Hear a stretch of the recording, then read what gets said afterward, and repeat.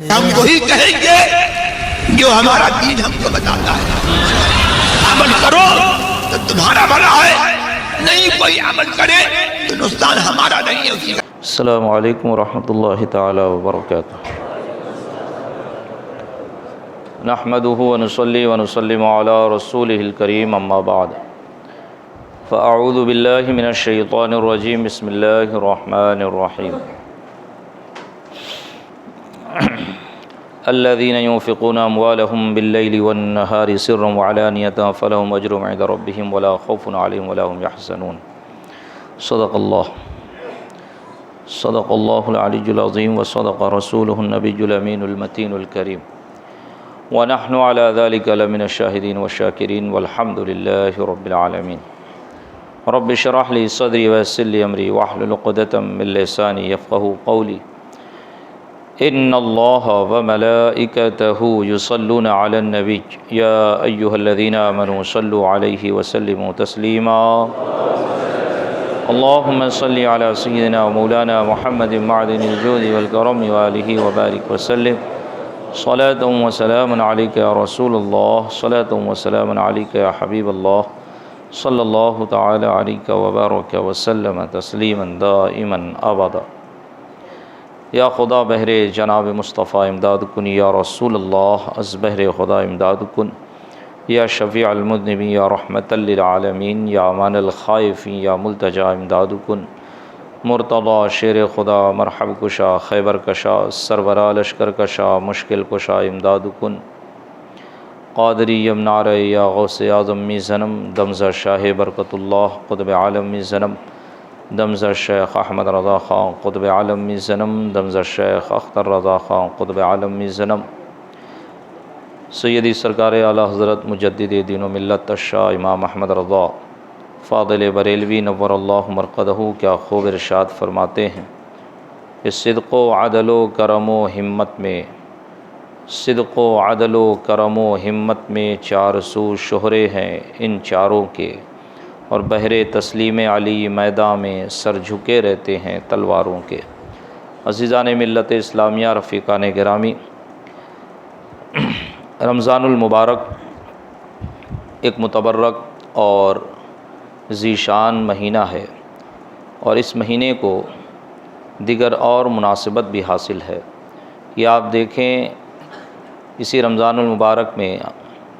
حضرت فاطمۃ الزہرا رضی اللہ تعالی عنہا کی بھی تاریخ ہے، حضرت عائشہ صدیقہ رضی اللہ تعالی عنہا کی بھی تاریخ ہے، حضرت خدیجۃ الکبریٰ کی بھی تاریخ ہے، اور اسی کے ساتھ ساتھ یہی رمضان کی اسی رمضان کے مہینے میں مکہ جیسی عظیم فتح اسلام کو نصیب ہوئی، اور اسی رمضان کی 17 تاریخ میں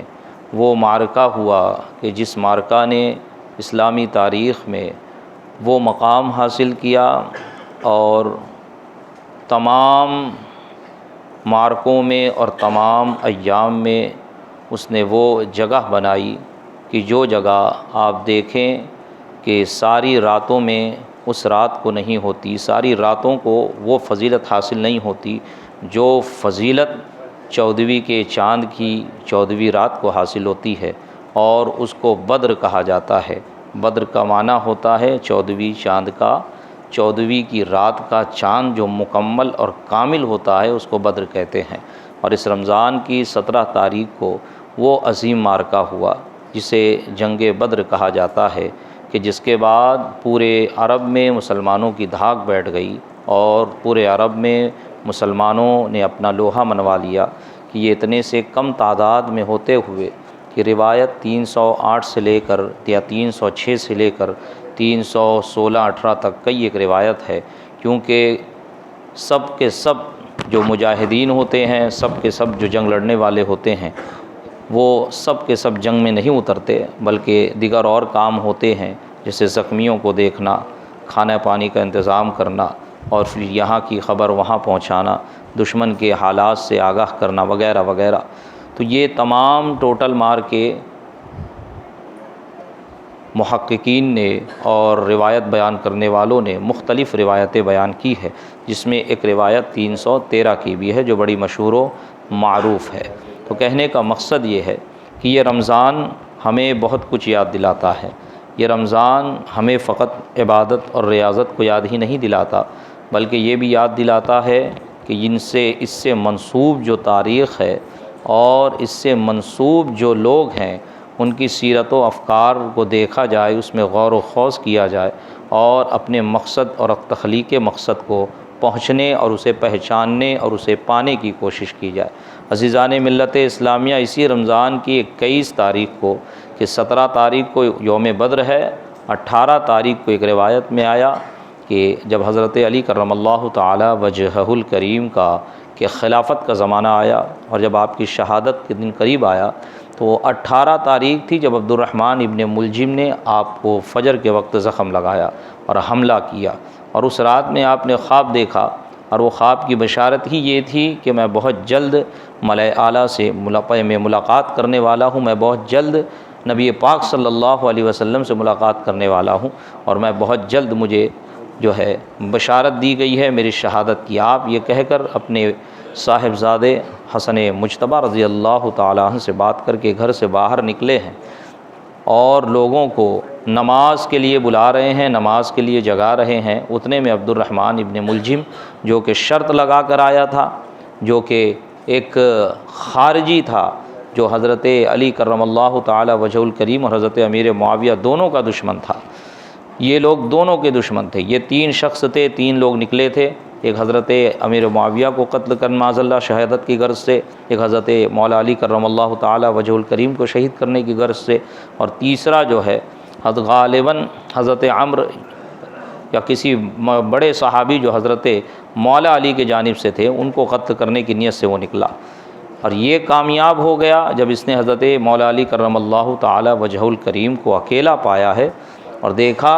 کہ فجر کے لیے نکلے ہیں اور لوگوں کو اٹھا رہے ہیں، تو اس نے حملہ کر دیا، اور ایسا حملہ کیا، سر پر مارا کہ بڑا ہی شدید اور گہرا زخم لگا، لیکن حضرت مولا علی کرم اللہ تعالی وجہ الکریم درد میں قہرا نہیں رہے ہیں، چلا نہیں رہے ہیں، پکار نہیں رہے ہیں، پکارے بھی ہے تو کیا پکارے ہیں؟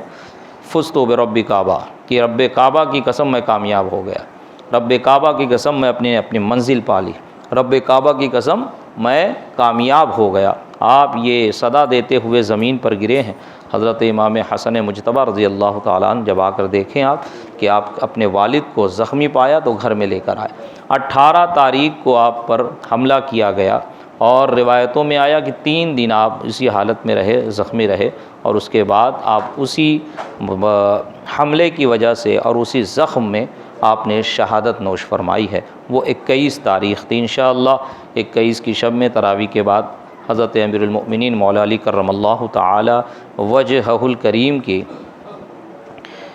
بارگاہ میں خراج عقیدت پیش کرنے کے لیے کل شریف کا انتظام کیا جائے گا اور خراج عقیدت پیش کیا جائے گا۔ رمضان کا مہینہ ہے، حضرت کی بارگاہ میں کل کے علاوہ اور کیا خراج پیش کریں، لوگ رکیں گے بھی نہیں، تھکے ہوئے ہوتے ہیں تراویح کے بعد۔ ہاں، لیکن اتنا یاد رکھیں کہ اس کا مطلب یہ نہیں کہ ہم مولا علی کرم اللہ تعالی وجہ الکریم سے معاذ اللہ نفرت کرتے ہیں یا ان سے بغض رکھتے ہیں۔ نہ، حضرت مولا علی کرم اللہ تعالی وجہ الکریم وہ صحابی ہے، وہ ذات ہے کہ جن کے بارے میں نبی پاک صلی اللہ علیہ وسلم نے فرمایا کہ علی وہ ہے کہ جس سے منافق محبت نہیں کرتا، اور علی وہ ہے کہ جس سے مومن نفرت نہیں کرتا، یعنی کہ حضرت مولا علی کرم اللہ تعالی وجہ الکریم کی محبت ایمان کی دلیل ہے۔ حضرت مولا علی کرم اللہ تعالی وجہ الکریم کا نام سن کر جس کا چہرہ کھل جاتا، صحابہ کہتے ہم سمجھ جاتے کہ اس کے اندر نفاق نہیں ہے، اور جس کا چہرہ بجھ جاتا، جس کے چہرے پہ کبیدگی کے آثار طاری ہو جاتے، ہم سمجھ جاتے کہ اس کے اندر نفاق ہے۔ مولا علی کرم اللہ تعالی وجہ الکریم کے بارے میں حضرت عبداللہ ابن مسعود کی روایت ہے۔ یہ حضرت عبداللہ ابن مسعود یہ فقہائے اربعہ میں سے ہے، یہ فقہائے صحابہ میں سے ہیں، اور فقہ کے معاملے میں آپ کو خلفائے اربعہ کی فقہ کی فہرست میں شامل کیا جاتا ہے۔ حضرت سیدی سرکار اعلیٰ حضرت نے فرمایا افقہ الفقہاء بعد خلفاء اربعہ، یعنی چاروں خلفاء کے بعد، خلفائے راشدین کے بعد امیر المؤمنین حضرت ابوبکر صدیق، امیر المؤمنین حضرت عمر بن الخطاب، امیر المؤمنین حضرت عثمان بن عفان، و امیر المؤمنین حضرت مولا علی کرم اللہ تعالی وجہ الکریم رضوان اللہ تعالی علیہم اجمعین، ان چاروں کے بعد صحابہ میں سب سے بڑا جو فقیہ، صحابہ میں سب سے بڑے جو فقہ میں درک رکھنے والے وہ حضرت عبداللہ ابن مسعود رضی اللہ تعالیٰ عنہ ہے، کہ جن کے شاگرد حضرت علقمہ اور ان کے شاگرد ابراہیم نخعی، ان کے شاگرد حماد اور ان کے شاگرد امام اعظم ابو حنیفہ۔ اسی لیے فرمایا گیا کہ فقہ حنفی زیادہ تر بلکہ 80% یا اس سے زیادہ حضرت عبداللہ ابن مسعود کی روایت سے منسوب ہے، اور حضرت عبداللہ ابن مسعود کی روایت ہی سے سارے مسائل کا استخراج و استنباط کیا گیا ہے۔ عزیزان ملت اسلامیہ، یہی حضرت عبداللہ ابن مسعود کی روایت ہے۔ آپ فرماتے ہیں کہ نبی پاک صلی اللہ علیہ وسلم نے فرمایا کہ علی کا چہرہ دیکھنا عبادت ہے، علی کا چہرہ دیکھنا عبادت ہے۔ لوگ کہتے ہیں، دیکھو کیسے کیسے اعتراض کرتے ہیں، یہ تو حضرت مولا علی کرم اللہ تعالی وجہ الکریم ہے نا، جو کہ کئی ایک انہیں شان حاصل ہے، کئی ایک ان کے فضائل، اور سب سے زیادہ جس صحابی کی احادیث میں فضیلت ذکر ہوئی ہے، حضرت امام احمد بن حنبل علیہ رحمۃ رضوان فرماتے ہیں کہ حضرت مولا علی کرم اللہ تعالی وجہ الکریم کی وہ ذات ہے کہ حدیث میں سب سے زیادہ ان کی فضیلت وارد ہوئی، ان کی شان بیان کی گئی۔ ان کے بارے میں بیان کیا جا رہا ہے کہ ان کا چہرہ دیکھنا عبادت ہے۔ حدیث میں تو یہ بھی آیا ہے کہ والدین کا چہرہ دیکھنا، والدہ کا چہرہ دیکھنا عبادت ہے۔ میں یہاں پر صرف یہ آپ کو کہنا چاہتا ہوں اور آپ کی فکر کو اور آپ کی سوچ کو یہاں پر مرکوز کرنا چاہتا ہوں کہ بعض لوگ جو کہتے ہیں کہ عبادت صرف اللہ کی جائے، عبادت صرف اللہ کی جاتی ہے، اور دعا عبادت ہے، دعا میں اللہ تعالیٰ کے علاوہ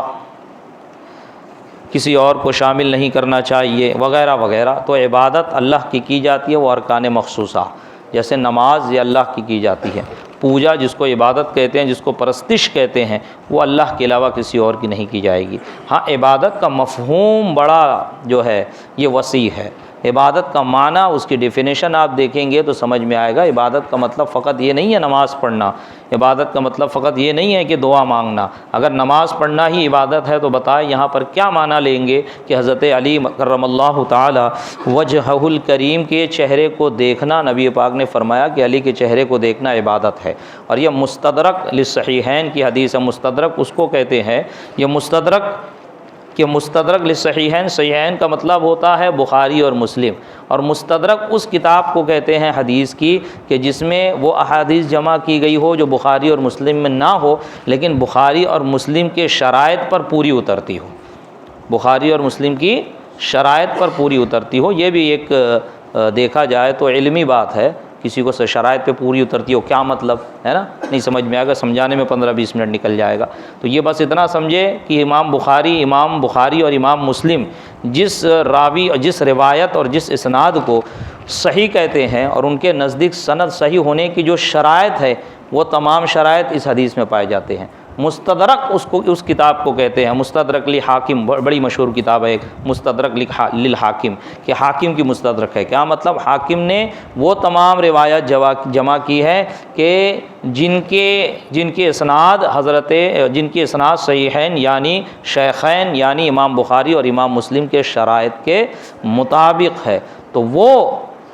مستدرک اس کتاب میں یہ حدیث ذکر ہے، مستدرک للصحیحین، کیا کہ حضرت علی مولا علی کرم اللہ تعالی وجہ الکریم کے چہرے کو دیکھنا عبادت ہے۔ تو اب بتائیں ذرا، اگر دعا میں نبی پاک صلی اللہ علیہ وسلم کا نام لے لیا جائے تو شرک کیسے ہوگا؟ شرک کیسے ہو سکتا ہے؟ اگر نبی پاک صلی اللہ علیہ وسلم کی نعت گنگنا دی جائے، اسے عبادت کہہ دی جائے تو شرک کیسے ہو سکتا ہے؟ یہ شرک نہیں ہے عزیزان ملت اسلامیہ۔ عبادت کا مفہوم بڑا وسیع ہے۔ عبادت کا مطلب ہوتا ہے اللہ تبارک و تعالیٰ کے احکام کو ماننا، اس پر عمل کرنا، مامورات الہیہ پر عمل کرنا، منہیات الہیہ سے بچنا، حلال کو حلال جاننا، حرام کو حرام جاننا، خدا نے جس چیز کا حکم دیا اس کو بجا لانا۔ کیا صدقہ خیرات کرنا عبادت نہیں ہے؟ کیا ذکر و اذکار کرنا عبادت نہیں ہے؟ اسی طرح نعت نبی گنگنانا عبادت ہے، اسی طرح درود شریف پڑھنا عبادت ہے، اسی طرح اولیاء کاملین کا تذکرہ کرنا عبادت ہے، اسی طرح ہر وہ کام جس سے اللہ و رسول راضی ہوں وہ عبادت ہوتا ہے، کیونکہ یہ احکام الہیہ کے مطابق ہے، خدا تعالیٰ نے اس کا حکم دیا ہے۔ عزیزان ملت اسلامیہ، رفیقان گرامی، حضرت مولا علی کرم اللہ تعالی وجہ الکریم کی شان ہم کیا بیان کریں؟ ان کی شان میں اللہ تبارک و تعالیٰ نے ایک دو نہیں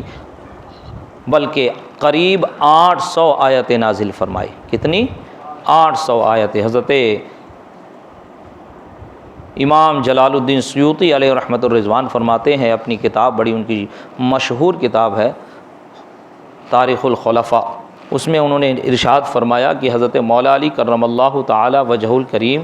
صحابہ کرام میں سے وہ صحابی ہیں کہ جن کے بارے میں اللہ تبارک و تعالیٰ نے جن کی شان میں 1 2 نہیں بلکہ 800 آیت مبارک اور 800 آیات نازل فرمائی۔ اور جس آیت کا میں نے آپ کے سامنے تلاوت کا شرف حاصل کیا، الذین ينفقون اموالهم باللیل والنہار سرا وعلانیۃ، کہ وہ لوگ کہ جو اپنے مالوں کو خرچ کرتے ہیں، کس طرح خرچ کرتے ہیں؟ رات میں خرچ کرتے ہیں اور دن میں خرچ کرتے ہیں، چھپا کے خرچ کرتے ہیں، ظاہر کر کے خرچ کرتے ہیں، تو اللہ تبارک و تعالیٰ نے ان کے لیے بڑا اجر رکھا ہے، اور نہ ان کو کوئی غم ہے اور نہ ان کو کوئی مستقبل کا خوف یعنی آخرت کا خوف ہے، اور ان کے لیے جنت میں محلات تیار کیے گئے ہیں۔ حضرت ابن عباس رضی اللہ تعالیٰ عنہ فرماتے ہیں، در منصور کی یہ روایت ہے کہ یہ آیت حضرت مولا علی کرم اللہ تعالی وجہ الکریم کے شان میں نازل ہوئی کہ آپ نے 1 درہم دن میں خرچ کیا اور 1 درہم رات میں خرچ کیا، 1 درہم ظاہر کر کے خرچ کیا اور 1 درہم چھپا کے خرچ کیا۔ اور ایک روایت میں نے یہ بھی پڑھی ہے، غالباً خطبات محرم میں حضرت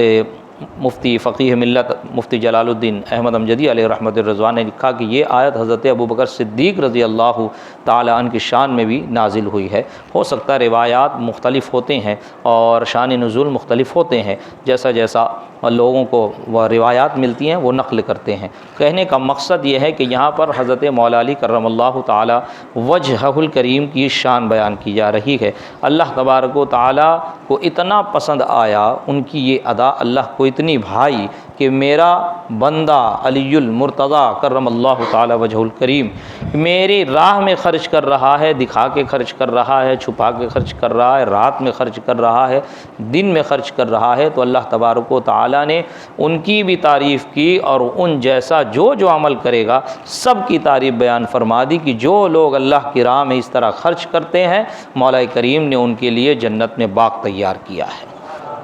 یہ ہے حضرت مولا علی کرم اللہ تعالی وجہ الکریم۔ کون نہیں جانتا ان کی شان کو، اور کون نہیں جانتا ان کے درجہ اور مقام کو، کہ حضرت عبداللہ ابن مسعود یا حضرت عبداللہ ابن عباس ہی ان سے روایت ہے، غالباً حضرت عبداللہ ابن مسعود ہی سے روایت ہے، آپ نے فرمایا ہم میں یعنی صحابہ میں حضرت مولا علی کرم اللہ تعالی وجہ الکریم ہی وہ ذات ہے کہ جو کہہ سکتی ہے اور جو کہہ سکتی ہے، جو استطاعت رکھتی ہے کہ وہ یہ کہے کہ جس مجھ سے جو پوچھنا ہے پوچھ لو میں جواب دوں گا، کہ آپ کے علم کا یہ مقام، اور اللہ تعالیٰ نے آپ کو ایسا علم عطا فرمایا کہ حضرت عمر بن الخطاب رضی اللہ تعالیٰ عنہ فرماتے ہیں لولا علی لہلک عمر، کہ عمر اس فیصلے سے پناہ مانگتا ہے کہ جس میں علی موجود نہ ہو، کہ عمر اس فیصلے سے پناہ مانگتا ہے کہ جس فیصلہ کرنے میں علی موجود نہ ہو۔ کہ ایک مرتبہ حضرت عمر رضی اللہ تعالیٰ عنہ نے یہ فیصلہ سنایا کہ عورت کو حد لگائی جائے، تو حضرت مولا علی کرم اللہ تعالی وجہ الکریم نے منع فرما دیا، کہا امیر المؤمنین حد نہ لگائی جائے کیونکہ یہ عورت حاملہ ہے، غلطی عورت نے کی ہے، بچے نے نہیں کیا ہے۔ جب اس کا بچہ پیدا ہو جائے، وضع حمل ہو جائے اور دودھ پینے کی مدت گزر جائے، اس کے بعد اس کو سزا دی جائے، ایسا ہی نبی پاک صلی اللہ علیہ وسلم نے ارشاد فرمایا ہے۔ جب اتنا سنا تو اس وقت حضرت امیر المؤمنین حضرت عمر الخطاب رضی اللہ تعالیٰ نے یہ جملہ کہا تھا لولا علی لہلک عمر، کہ اگر علی نہ ہوتے تو عمر ہلاک ہو جاتا۔ تو وہ حضرت مولا علی کرم اللہ تعالی وجہ الکریم کہ حضرت ابوبکر صدیق ہوں، حضرت عمر فاروق ہو، حضرت عثمان غنی ہو، تینوں کے زمانے میں جو مشیر کار رہے، مشیر اعلیٰ رہے ہیں، وہ حضرت مولا علی کرم اللہ تعالی وجہ الکریم رہے، کہ مدینہ میں بیٹھ کر آپ نے ایسے ایسے مشورے دیے ہیں کہ جو حضرت عمر فاروق کے زمانے میں فتوحات ہوئیں یا حضرت عثمان غنی رضی اللہ تعالیٰ عنہ کے زمانے میں اسلام کا پرچم دور دور تک پہنچا ہے، اس میں ایک بہت بڑا ہاتھ حضرت مولا علی کرم اللہ تعالی وجہ الکریم کا ہے۔ خود آپ ارشاد فرماتے ہیں جب آپ کے زمانے میں کسی نے آپ سے پوچھا، آپ کے خلافت کے زمانے میں، کہ کیا بات ہے امیر المؤمنین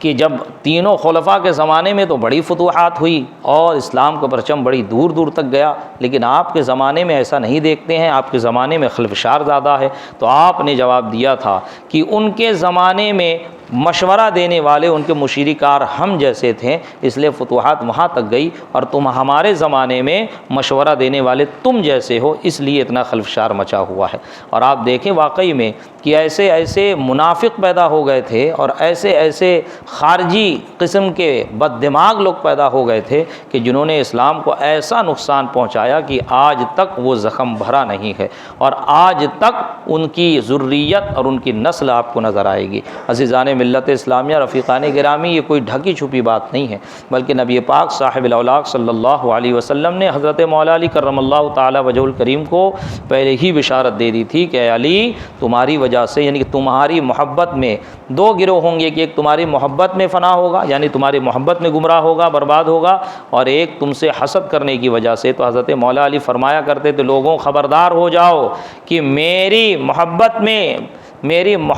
غلو کرنے کی وجہ سے بھی لوگ برباد ہوں گے، اور مجھ سے نفرت کرنے کی وجہ سے بھی لوگ برباد ہوں گے، جہنمی ہوں گے، ایمان سے نکل جائیں گے۔ نبی پاک نے فرمایا تھا، علی تمہاری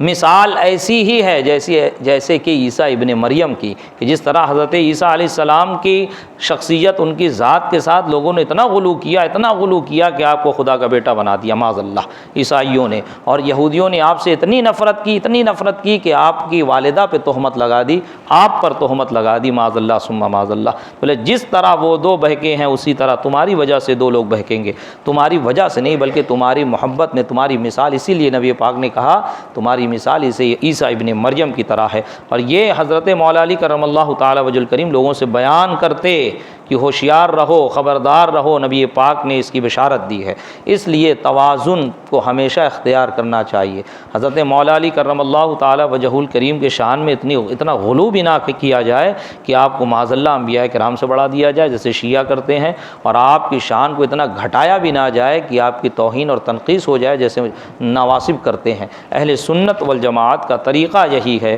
کہ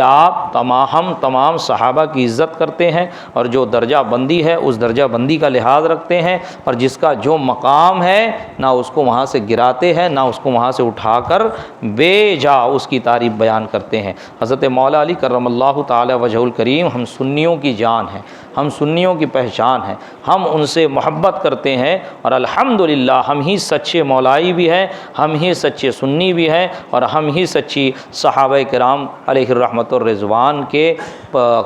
نقش قدم پر چلنے والے ہیں، اور ہم ہی نبی پاک صلی اللہ علیہ وسلم کی سچی غلامی کا دم بھرنے والے ہیں۔ بس فرق اتنا ہے کہ ہم زبان سے اقرار کرتے ہیں، اعمال اور زبان میں ہمارے تضاد نظر آتا ہے، ہم کہتے تو ہیں لیکن اس پر عمل نہیں کرتے۔ اور یہ رمضان ہمیں یہی بتانے آیا ہے کہ ایسی ذات اور ایسی شخصیات اس رمضان کی تاریخ سے منسوب ہے، تو عبادت کرو تو ان کو بھی مد نظر رکھو، اور ان جیسے بننے کی کوشش کرو، تو انشاءاللہ تعالی تمہاری زندگی اور تمہاری دنیا بھی کامیاب اور تمہاری آخرت بھی کامیاب ہوگی۔